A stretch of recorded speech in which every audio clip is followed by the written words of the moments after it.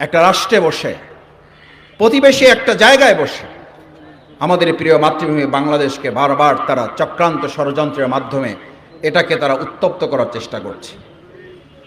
আজকের এই শাহজাহানপুরের কর্মী সম্মেলন থেকে স্পষ্ট করে বলে দিতে চাই, এদেশের 18 কোটি মানুষ আপনাদেরকে জানিয়ে দিচ্ছে, কান খুলে শুনে রাখুন, বাংলাদেশকে উত্তপ্ত এবং অস্থির করে এই পৃথিবীর কেউ ভালো থাকতে পারবেন না।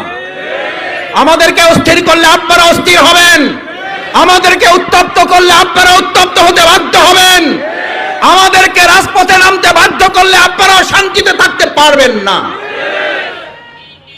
এখন চোখে চোখ রেখে কথা বলার সময় এসেছে। 5ই আগস্টের আগের বাংলাদেশ, 5ই আগস্টের পরের বাংলাদেশ এক নয়।